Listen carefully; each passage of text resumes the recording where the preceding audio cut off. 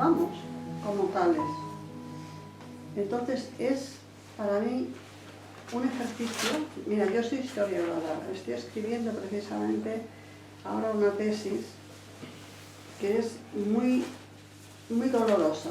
O sea, tengo que mentalizarme a que no tengo que hacer juicios que, como historiadora, o sea, no como... Y es muy difícil porque como yo estoy haciendo aquello, vamos a compararlo con algo que conocemos todos, porque lo que estoy yo haciendo no lo conocemos todos.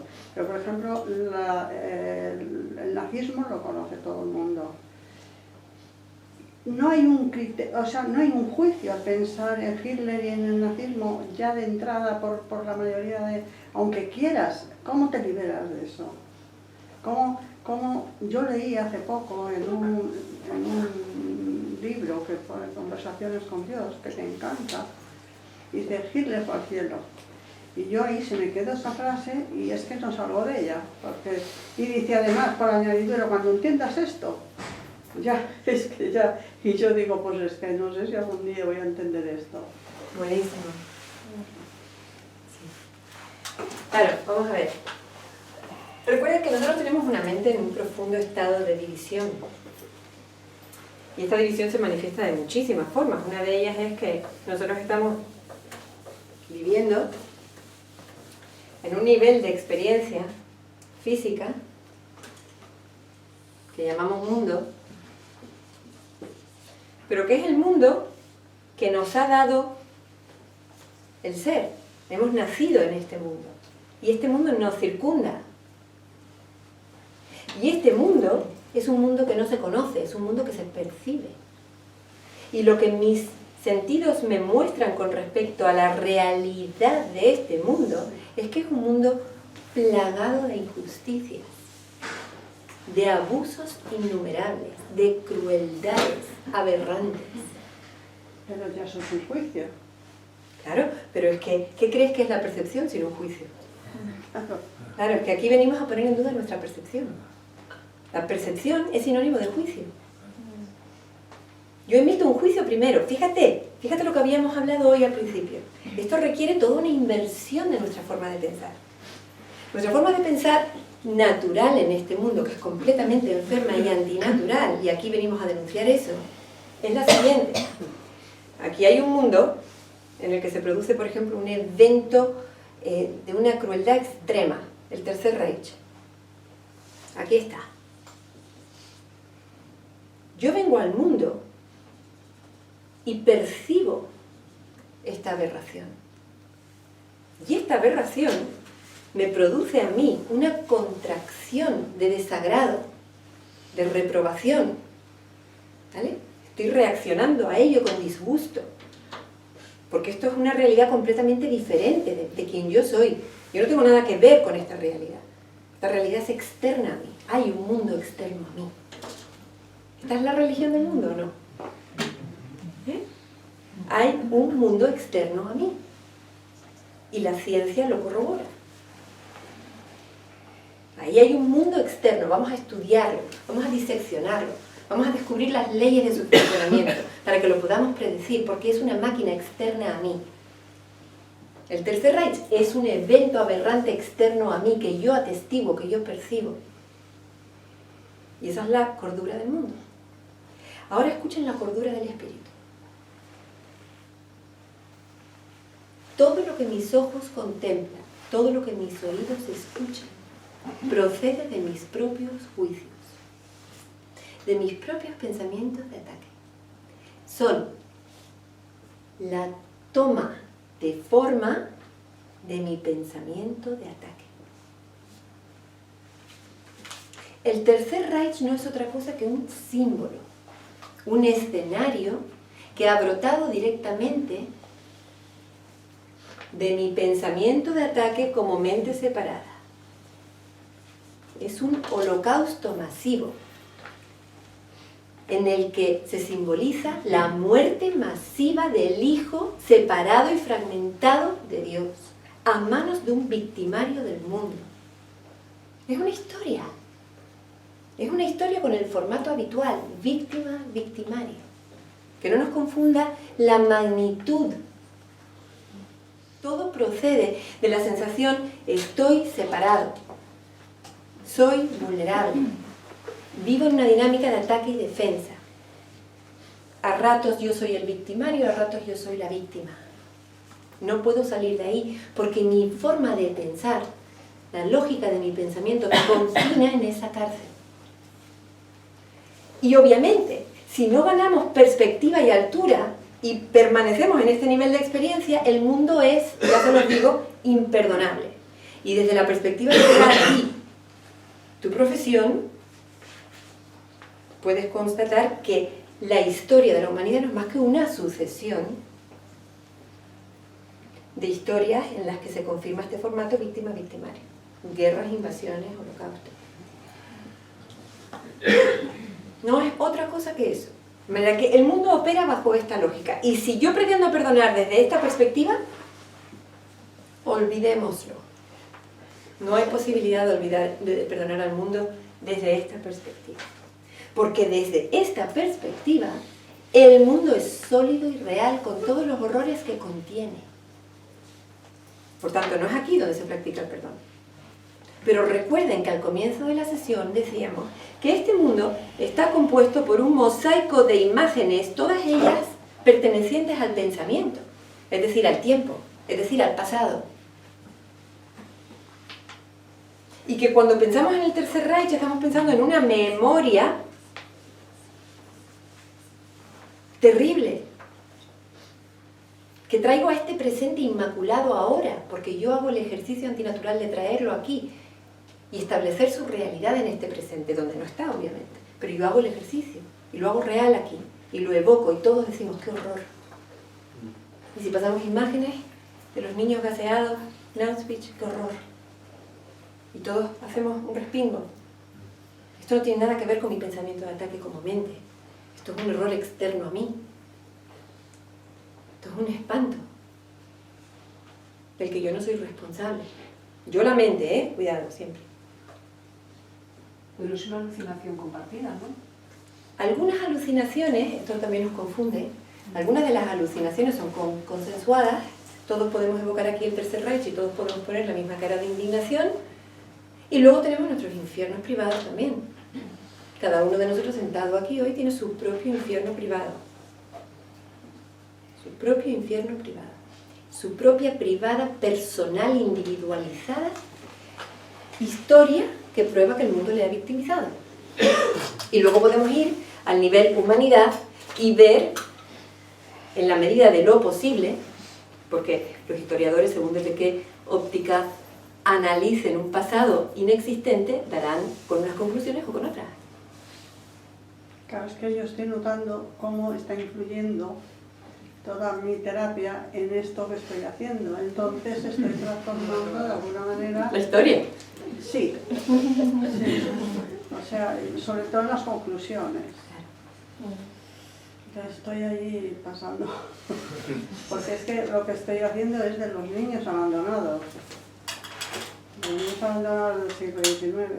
Entonces, una de las conclusiones que saco es que todo y cada uno de nosotros, al cambiar, podemos cambiar el mundo. Lo tenemos que cambiar y somos responsables de todo lo que pasa. O sea, no sirve decir yo cambio y como yo cambio, pues yo no... O sea, es la negación de que esto no pasa, de que no verlo. Y entonces, pues como no lo veo, pues no soy responsable porque lo tapo, lo oculto. Y es lo que se hacía, ¿no? Sí. Entonces, es lo que pasa en el mundo es la suma de todo, de cada uno de nosotros. Y lo que pasa en el mundo no es más que una repetición ad infinitum del instante impío de la separación. Yo soy la unidad, pero yo me empeño en ser un fragmento. Y para poder ser este fragmento, yo tengo que creer que la separación se ha producido y es real. Y yo tengo que gestionar este gesto endilgándole la culpa de la separación a Dios y diciéndole a Dios, tú me has abandonado a mí. No yo a ti, tú a a mí. Y por ese motivo yo estoy muy enfadada, porque tú me has abandonado. Claro, hemos perdido rastro, porque esto está sucediendo en la mente inconsciente, hemos perdido rastro del drama original entre Dios y la mente. Entonces ahora lo disfrazamos de relación especial y decimos, mi pareja me abandona.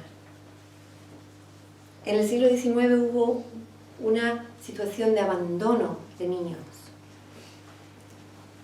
Tremenda. El mundo da testimonio de la creencia en el abandono.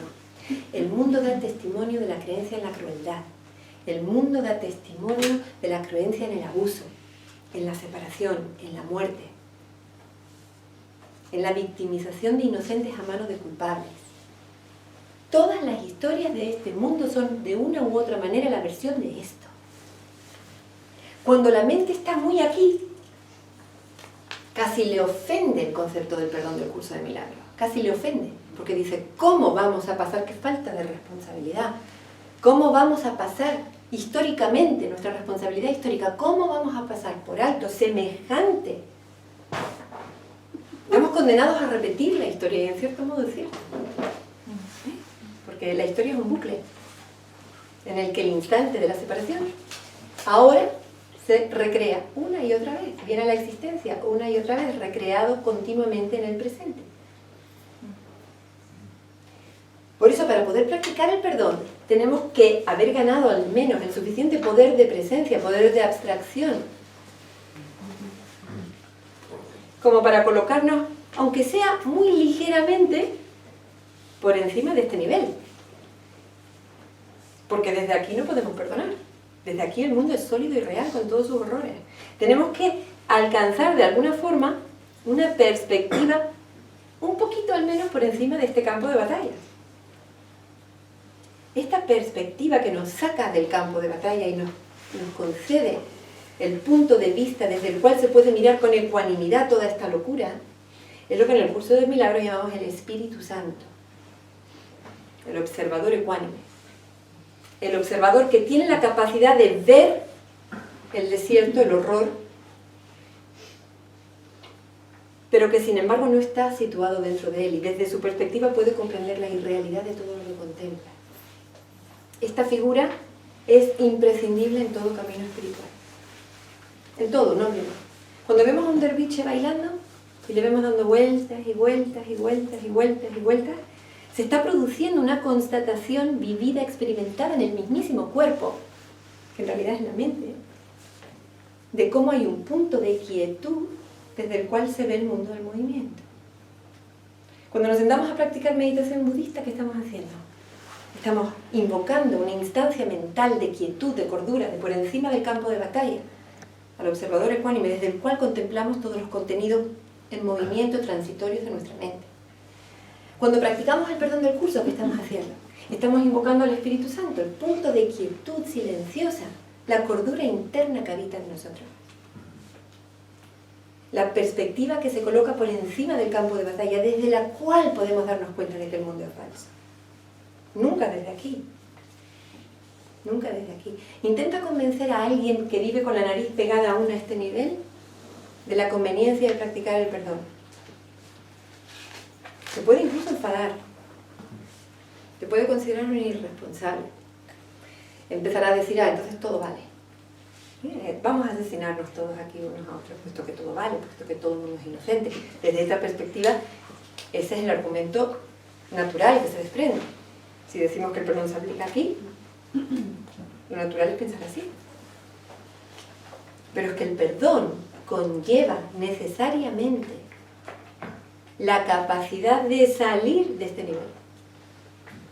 Es decir, este es el nivel que llamamos mundo, sinónimo de tiempo y espacio, sinónimo de pensamiento. Este es un mundo creado por el pensamiento. Todo lo que contiene son imágenes que son la representación de un pensamiento de ataque. Un pensamiento que niega la realidad del Hijo de Dios, que le convierte en un cuerpo. Pero también hay belleza y hay actos de amor. Hay belleza y actos de amor, efectivamente. Sí. Porque la mente que está soñando al mundo no puede haberse, no ha podido extirpar del todo su procedencia. No ha podido extirpar del todo su condición de amor. Por tanto, su sueño tiene por fuerza que contener amor y belleza, claro.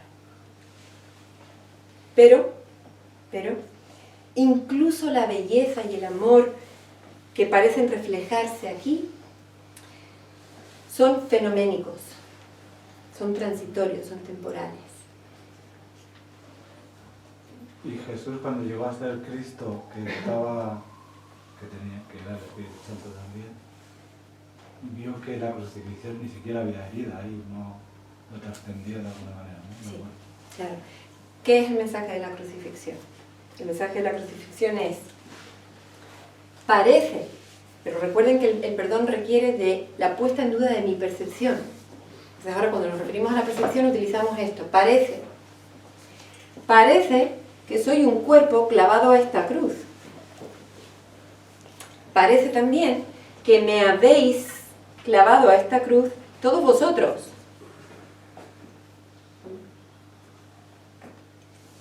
Pero lo que yo realmente estoy queriendo mostraros es que yo no estoy aquí, yo estoy aquí. Yo he superado al mundo, yo soy el resucitado. Yo no puedo estar afectado por nada de lo que suceda a este nivel porque yo he trascendido este nivel, no moro aquí, no habito aquí. Hay una historia zen bellísima que dice que un asesino entró en la celda de un monje zen iluminado al anochecer con una katana para cortarle la cabeza.